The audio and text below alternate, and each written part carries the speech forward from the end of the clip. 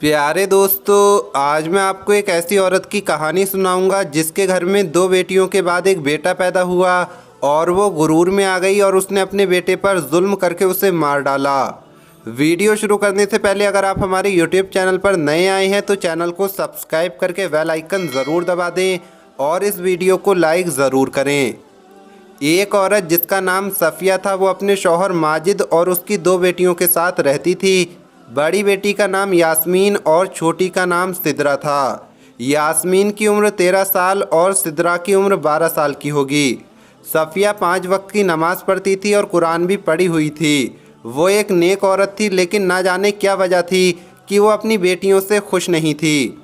बड़ी बेटी यास्मीन के साथ फिर भी उसका रवैया ठीक ठाक था, लेकिन सिद्रा को वो हर वक्त मारती रहती थी, क्योंकि जब सफ़िया के घर में सिद्रा होने वाली थी तो सफ़िया को बहुत उम्मीद थी कि उसके घर में बेटा ही होगा। लेकिन फिर सिद्रा हो गई, इसलिए सफ़िया का रवैया शुरू से ही सिद्रा के साथ अच्छा नहीं था। अगर सिद्रा किसी भी काम में देर कर देती थी तो सफ़िया उसे खूब मारती और हमेशा उससे यही कहती कि तू पैदा होते ही क्यों नहीं मर गई, तूने मेरी ज़िंदगी ख़राब कर दी है। फिर सिद्रा के 5 साल बाद सफ़िया के घर में लड़का पैदा हुआ। सफ़िया ने उसका नाम हमज़ा रख दिया।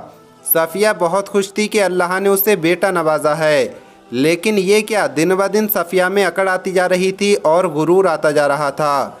सफ़िया का बेटा माशाल्लाह बहुत प्यारा था, वो उसकी दोनों बेटियों से ज़्यादा प्यारा था। माशाल्लाह बहुत सेहतमंद भी था। सफ़िया के बेटे की जब भी कोई तारीफ़ करता तो सफ़िया फ़ौरन उसे सुरमे का काला टीका लगा देती थी। जब भी कोई मोहल्ले वाला सफ़िया के बेटे को उठाने की कोशिश करता तो सफ़िया कहती ये इसके सोने का वक्त है, या कभी कहती इसको भूख लगी है अभी ना उठाना। यानी वो कभी ना कभी कोई ना कोई बहाना ज़रूर बनाती थी। हालांकि सफ़िया के मोहल्ले में जितने भी घर थे उन सबके घर में 2 से 3 लड़के थे, लेकिन सफ़िया दूसरी औरतों के साथ ऐसा सलूक करती थी जैसे सिर्फ उसी के घर में ही बेटा है और किसी के घर में नहीं है। यहाँ तक कि सफ़िया अपने बेटे हमज़ा को अपनी बड़ी बेटी यास्मीन को भी बहुत कम देती थी। वो उसे सिर्फ अपनी नज़रों के सामने देती थी। लेकिन सिद्रा अगर हमज़ा को हाथ लगा देती थी तो सफ़िया सिद्रा को खूब मारती थी और बोलती थी मनहूस कहीं की, खबरदार अगर भाई को हाथ लगाया, तू जब भी अपने हाथ उसे लगाती है तो वो रोना शुरू कर देता है, खबरदार अगर आइंदा से उसे हाथ लगाया। सफ़िया के घर में जब से बेटा पैदा हुआ था उसमें ना जाने किस बात का गुरूर आ गया था और वो अपने आप को ना जाने क्या समझने लगी थी। सफ़िया के बेटे के बारे में जब भी उससे कोई बात करता तो वो उससे लड़ना शुरू हो जाती और वो आगे से ये बोलती ये तो मेरे लिए अल्लाह का तोहफ़ा है जो अल्लाह ने मेरी दुआओं के ज़रिए मुझे अता किया है। मैंने अल्लाह से बहुत दुआएं मांग कर लिया है इसे।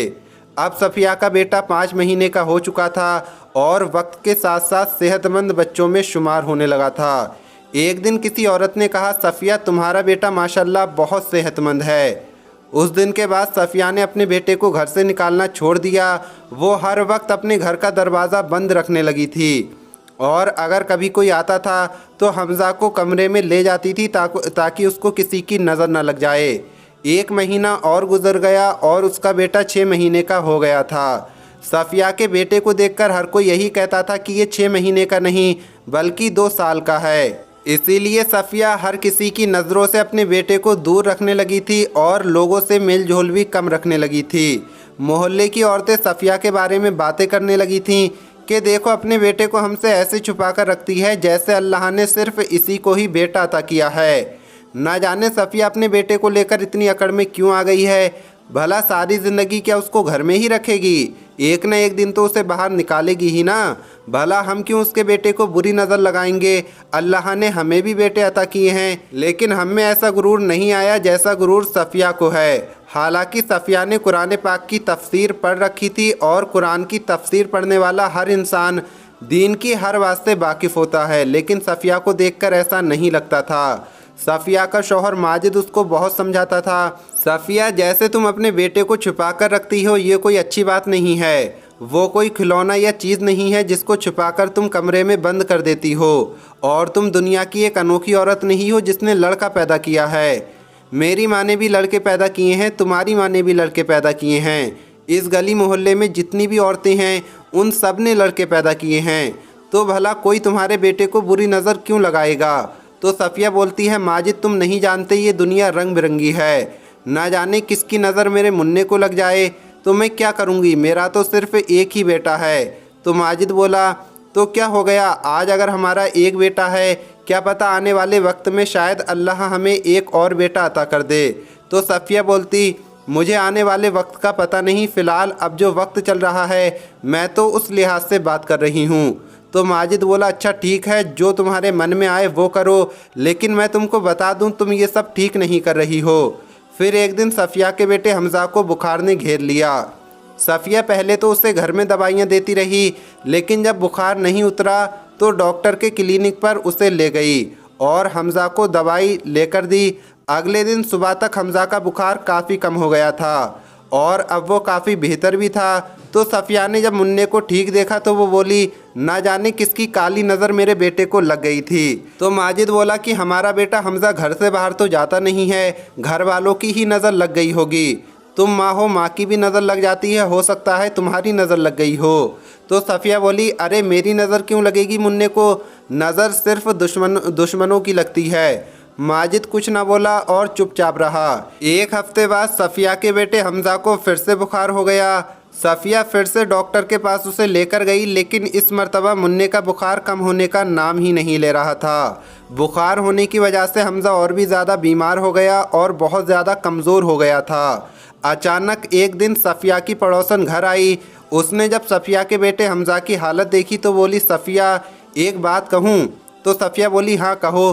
तो वो बोली, बुरा ना मानना, मुझे ऐसा लग रहा है तुम्हारा मुन्ना बस थोड़े दिन तुम्हारे पास है। बस फिर क्या था? सफ़िया उस औरत को ऐसे बोली जैसे उसे खा जाएगी और उसे धक्के मार मार कर घर से निकाल दिया और उससे कहा कि आज के बाद मेरे घर में नहीं आना। लेकिन शायद सफ़िया का वक्त ख़राब चल रहा था और 2 दिन बाद हमज़ा की मौत हो गई। इस बुखार ने हमज़ा को इतना कमज़ोर कर दिया था, जो भी हमज़ा की मैयत पर आ रहा था वो मान ही नहीं रहा था कि ये सफ़िया का बेटा हमज़ा की मैयत है। मैयत पर औरतें रंग बिरंगी बातें कर रही थीं।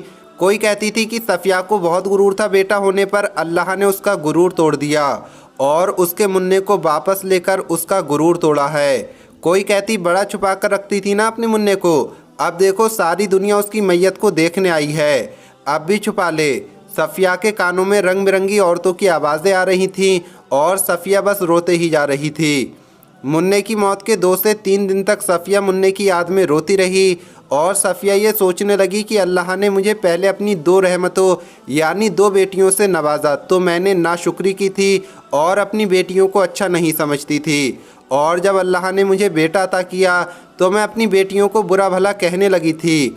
बेटे की वजह से मुझ में गुरूर आ गया था, शायद अल्लाह ने मेरा गुरूर तोड़ा है क्योंकि मैंने अपने बेटे को दुनिया से छुपा कर रखा। लोग मेरे बेटे को उठाना चाहते थे, उससे प्यार करना चाहते थे। मेरी बेटी अपने भाई को उठाना चाहती थी, उसे गोद में लेना चाहती थी और उससे प्यार करना चाहती थी। इसी तरह मोहल्ले के लोग भी मेरे बेटे को उठाना चाहते थे और उससे प्यार करना चाहते थे, लेकिन मैंने उनको उठाने नहीं दिया और अल्लाह ने मुझसे मेरा बेटा ले लिया। सफ़िया अब अपनी बेटियों से बहुत प्यार करने लगी थी, ख़ासकर अपनी छोटी बेटी सिद्रा से। अब यास्मीन 18 साल की और सिद्रा 17 साल की हो गई थी। सफ़िया आज भी दुआएं मांगती है कि अल्लाह उसे बेटा अता कर दे, लेकिन हमज़ा के बाद अभी तक उसके घर में दोबारा औलाद नहीं हुई है। वो कहावत तो आपने सुनी ही होगी कि गुरूर का सर नीचा होता है, इसलिए अल्लाह जो भी अता करे उसमें खुशी खुशी उसे कबूल करना चाहिए, ना कि लोगों से और अपने घर वालों से उसे छुपा कर रखना चाहिए।